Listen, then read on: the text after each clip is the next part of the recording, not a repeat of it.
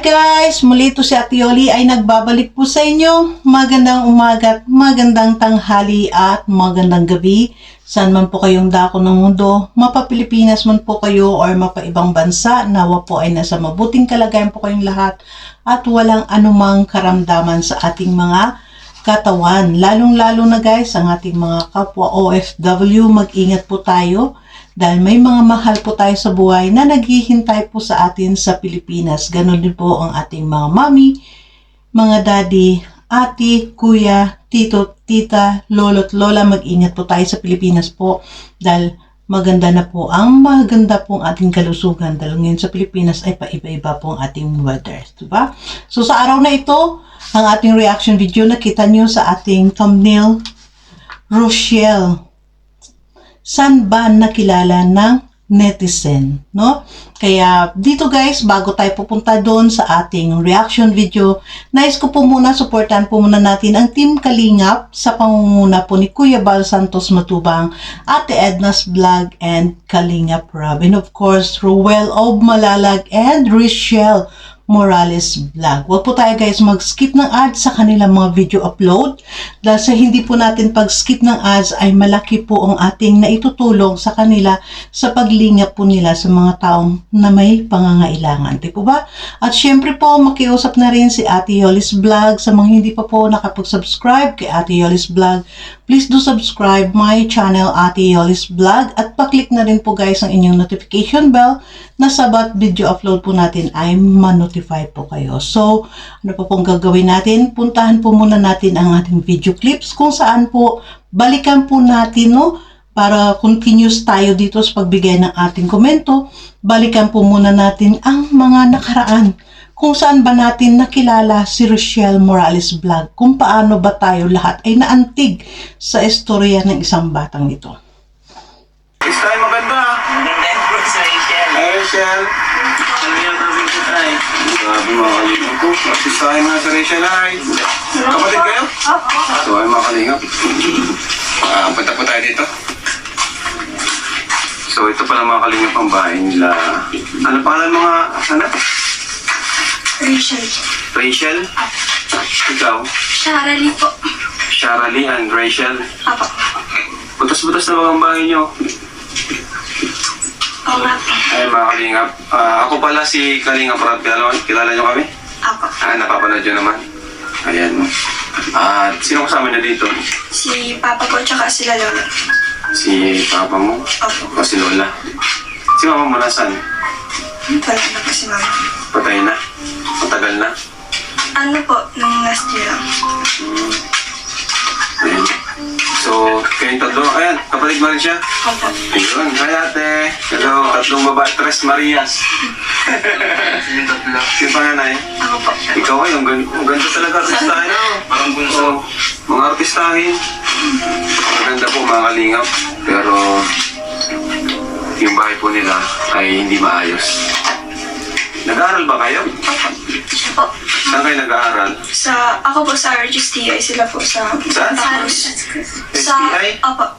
Anong year mo na? Senior high? Opo. Ilang taong ka na ba? 16 po. 16? Ikaw? Ay, ano po? 13 po. Grade 10. Very good at mga nag-aaral sila bro. Kahit, kahit mahirap ang buhay nila mga kalingap, tuloy-tuloy po yung pag-aaral nila. Ano nangyari ito sa bahay niyo? Nagsalo? Dahil sa kalumaan lang? Kaya nagkaganyan? Tapos sa bagyo, sa mga nagdaang bagyo? Anong trabaho ni Papa mo? Construction. Construction. Eh di, paano kayo nakakapag-aral? Minsan po, napasok kami walang baon. Nalakad na lang po kapag papasok or uwi. Para lang makapasok. Opo. Ikaw, saan kayo nag-aaral? Siya po sa Gonzales sa school siya. Anong mo na? Year? Grade 10 po. Grade 10? Saan si Papa niya? Patrabaho? Nagbibili po nila. Bibili mo lang? Opo. Ito din tatay. Tatay! Gandang araw po dito tatay. Ayan po. Sila na. Ayan. Ito po si tatay. Yan ang harap po tayo. Nangaroon na. Kayo na lang po yung magkakasama. Oo. Wala po kayong, yung asawa niya po, wala na tayo sabi sa akin. Patay na. Nakakurente dun sa mayon. Ay, nakurente. Hindi pala nangyari doon, ano? Grabe. Mga alas 6 ng gabi yun. Mag-alasis ng kami. Ba't po nakurente? Basa. Ano, nahulog yung ilaw na may yung dihila lang. Doon sa mayon. Tulog siya. Ay, hindi. Tapos tiniritso man yan damputin. Eh, wala man ako nun. Kaalis-alis ko lang. Grabe. At pag pinangahanap na ako ng kapitbahay ko yun, no? Ay pag wala akong trabaho, yun ang hanap buhay na. Minsan di ako nakakatrabaho, ay masasakit ko lagi ito. Bakit po hindi kayo nakakatrabaho tayo? Ay namaragat ko ito sa no? Namamaga. Namanas. Ganon. Masakit pati. Namamaga tapos sumasakit. At ano po nagtitrigger sa ganon? Bakit po siya namamaga at na Sumasabi man, paspa na daw. Sabi man yan sa mata niyo po, ano pa nangyari dyan? Ang bata pa ako nito. Bata pa po kayo niyan. Yung Ngayon tayo, kumusta po kayo dito? Parang grabe ang ano yung kalagayan niyo dito. Bakit Ayun. pa lang? ano, Pero bilib ako sa'yo tayo. Napag-aaral ko po yung mga anak mo. Grabe. ano Bilib ako sa'yo tayo. yan, ang Panginoon, labanan ko na lang. Ayaw mo magagawa. Hindi po kayo nagkasawa? Ay, Hindi na po. Ilang taon na po bang yung namatay si misis niya? 1 year na. Isang taon pa lang. Nung June, Bago pa lang. 14. Grabe. pag wala talaga silang pamasahin. Gusto ko man ayaw ko man sila maglakad. Malakad na malakad, tuwala nga. Minsan nasakay man sila. Kaya, pag yung mayroon sila pamasahin, pag papunta dun, pag pabalik, lakad na silang hapon. Ay na ano man ako, minsan, gabi na minsan na auro eh. Ang ano ko sa inyo Sa tayo, paglalakad. pinareote niyo po na pag-aralin sila sa halip kaysa magtrabaho. Mas pinili niyo po na, hindi niyo po ba naisip na magtrabaho na lang kayo kasi wala Ay, tayong pera? Hindi ko sinasabi yan sa kanila. Hindi po. Kahit sa hirap, mag-aaralin niyo po sila pagtatapusin. Yun yung ano, Ang trabaho lang nila Pag-isa nyo tayo. dito, tulong-tulong sila pag yan, tama, sa bahay. Saka nakaiwa ako magtrabaho pag maganda na tapos na kayo. Grabe si tatay, malupit.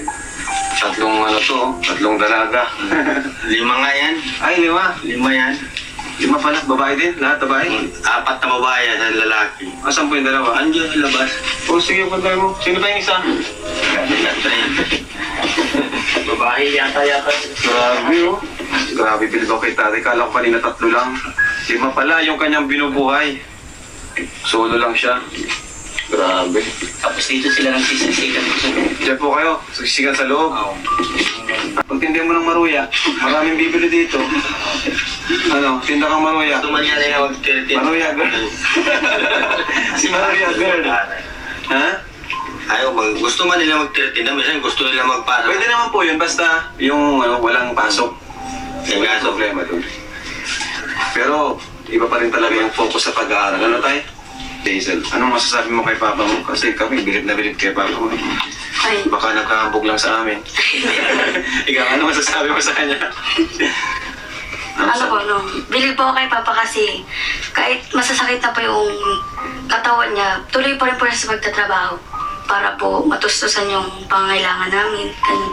Ay, anong masasabi mo? Shara ka lang, Shara.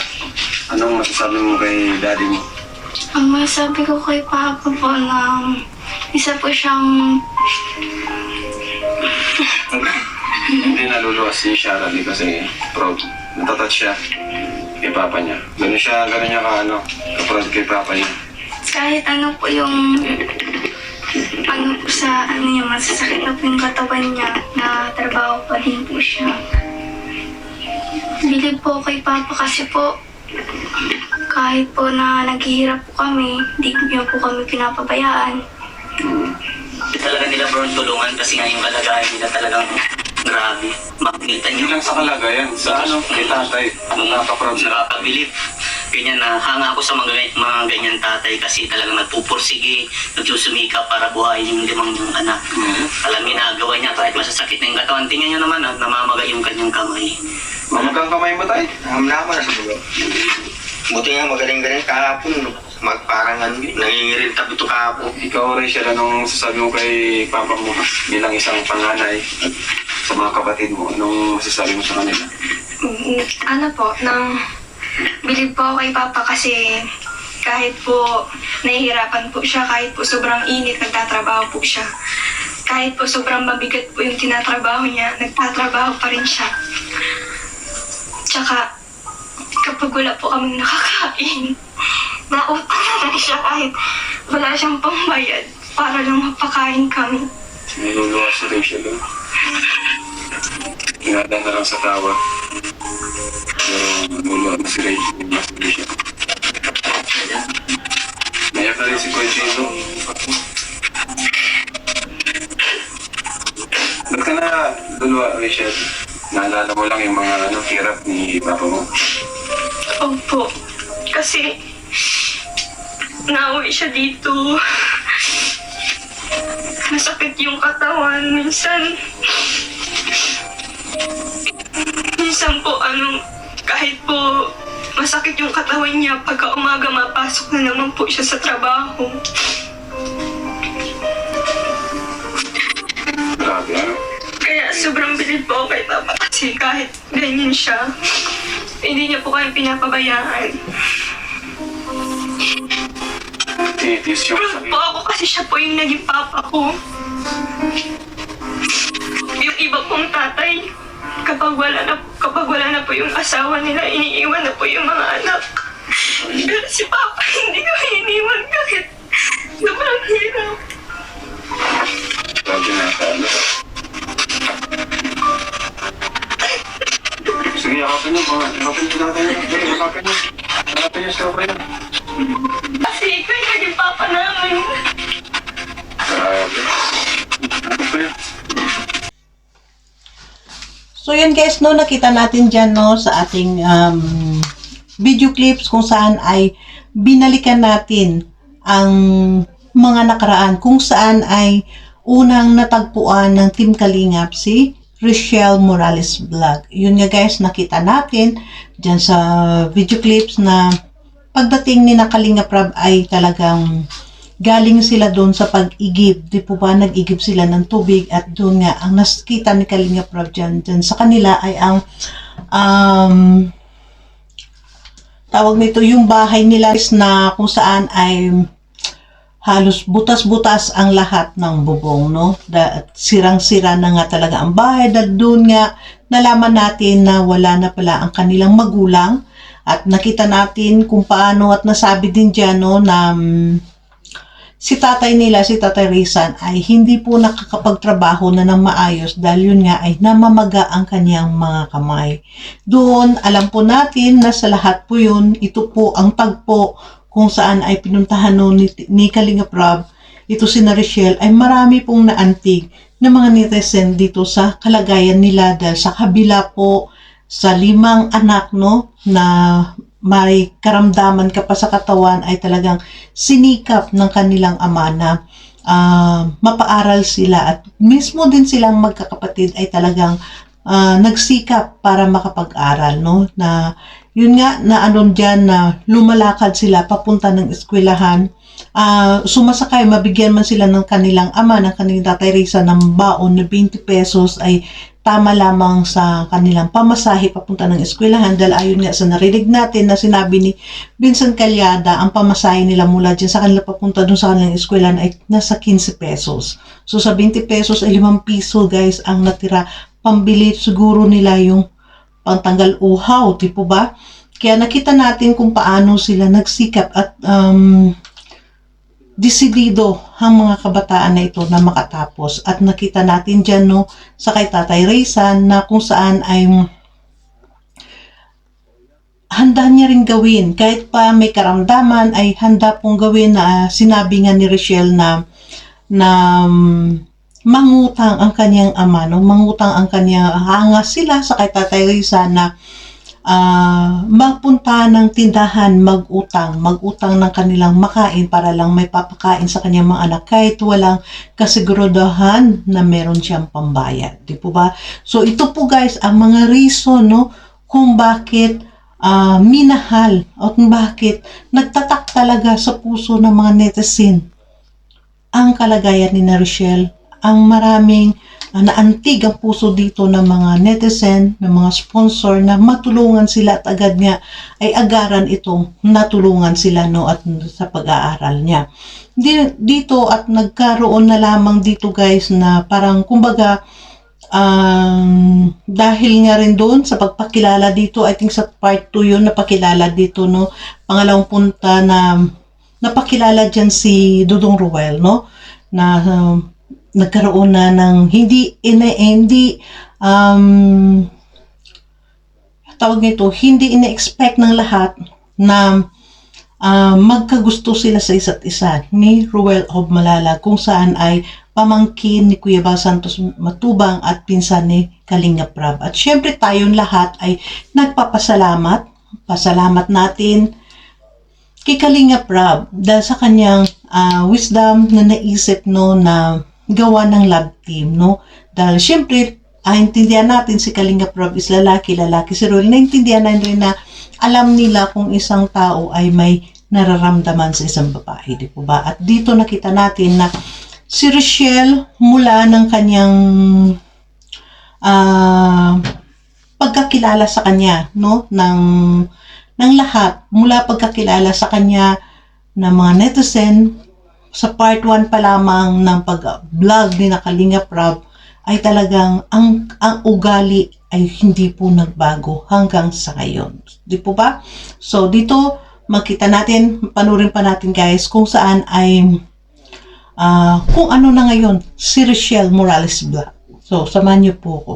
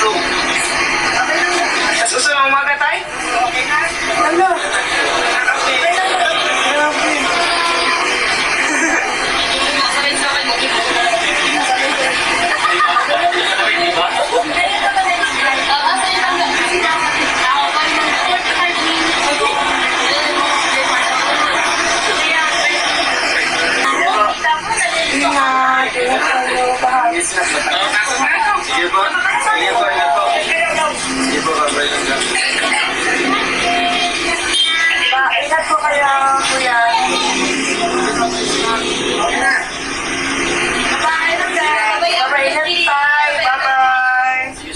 Bye-bye. Bye-bye. Ingat.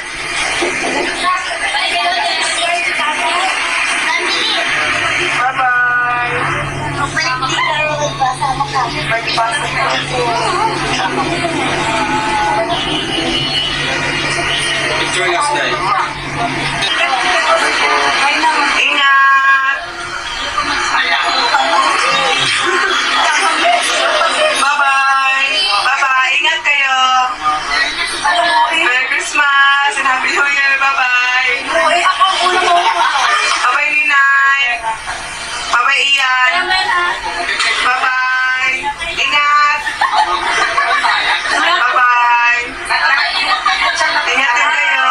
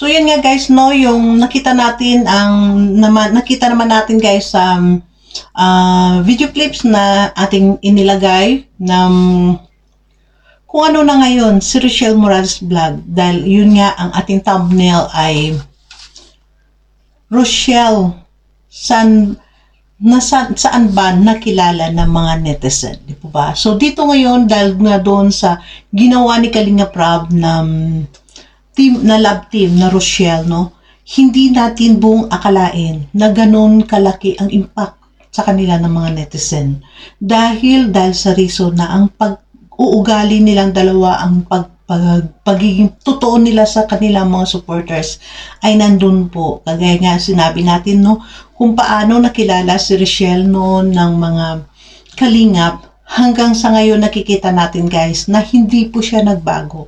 Siya pa rin, no, ang kanyang pag-uugali, the way ang kanyang mga tawa, ay siya pa rin, wala pong nagbago. So, masabi natin dito, ang nagbago lamang kay Rochelle ay ang kanyang pananamit, no? Ang pananamit niya na syempre dahil marami pong nagmamahal na sponsors, ay marami pong sponsors na nagbigay sa kanya ng mga damit, kinakikita natin na ipinapakita din ni Rochelle na pinapahalagahan ang mga binibigay ng mga sponsors. Doon natin nakikita ngayon ang kanyang pagdadamit, yun lamang po ang aking napapansin na kanyang pagbabago, no? Pero sa pag-uugali, the way siya makipag-usap, the way siya tumawa, mag-smile, ay ganun pa rin po mula nang siya ay natagpuan ng Team Kalingap. At ito nga, hindi natin akalain lahat na ang pagmamahalan nilang dalawa ni Ruel ay talagang may pakita nila na totoo silang nagmamahal, di po ba? At dito nga guys, nakita natin dito ay nakuha natin do, at kahit na dito sa likuran ko makikita nyo na ito ay patapos na, no, tapos na ng kanilang meet and greet, na yun nga na ano natin diyan ni Ate Marites, ng kanilang Tita Marites, na in-invite na lamang sana nila diyan si Ruel at Rochelle na bumisita sa kanilang bahay. Pero hindi nga nila naging akalain na nagiging meet and greet, simple na meet and greet dyan sa Laguna. Dahil ang invitation nila sa Maglangga ay bumisita lamang sa kanilang bahay, no?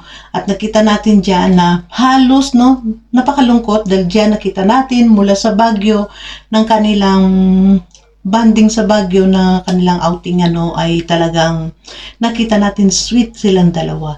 At pinatunayan talaga ni Ruel at ni Rochelle na wala po talaga silang tampuhan. At dyan guys, tingnan nyo yung kanilang yakapan lang. Hindi po natin masabi na sila ay may tampuhan, no?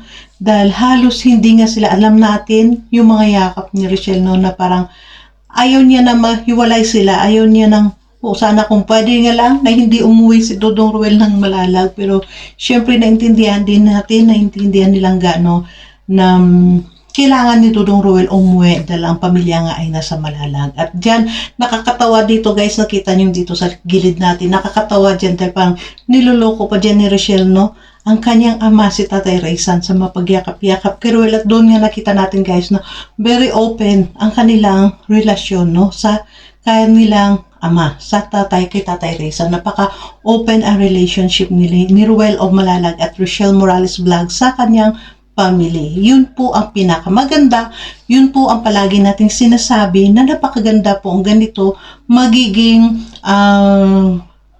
tawag nito, magiging inspirasyon sila, no, ng mga kabataan ng kanilang makasing edad. Agoy, grabe, no? Guys, distract ako sa nakikita ko dito sa gilid. Ito yung masasabi natin guys, na napakaganda. Ito, seryoso na tayo. Balik na ako pa sa pagiging seryoso ko. Makita natin dito, itong masabi natin na si Rochelle at si Ruel ay kay Rochelle na lang, sample na lang si Rochelle ay talaga silang ay magiging example po natin, no, sa mga kabataan, sa kanyang mga kaedad na syempre 18 is the age of dalaga niyan. Ilang buwan na lang magiging 18 na nga siya, no. Hindi naman natin, huwag tayo magpaka-ipokrita, huwag tayo magiging ipokrita dito magsabi na sa 17 years old may boyfriend na, may ganito na. Dahil ang ibang kabataan, 15, 14, meron na nga mga boyfriend, di po ba? Pero at least sila, nandyan po ang kanilang respeto sa isa't isa, di po ba? Nandun po ang respeto, nakita natin ang respect ni Ruel sa magulang ni Rochelle, no? Ayan. Kaya makita natin na dito si Ruel at si Richelle ay talagang ang sinasabi ko nga na magiging modelo sila ng mga kabataan na hindi naman nakakasagabal na ang pagkikipag-boyfriend o what ay hindi po magiging sagabal. Huwag nilang abusuhin na i-prioritize ang pagkikipagrelasyon. Kasi nandun, syempre, i-prioritize nila yung kanilang mga pangarap ng magulang para makatapos, di po ba? Kagaya kay Rochelle, no? Na ang laki ng pangarap, ang pangarap niya ay magiging engineer, no? Kaya nakakalungkot lang minsan may mga taong magsabi nga na hindi maganda sa kanya, no? Kaya napakalungkot lang isipin, may mga ganong tao.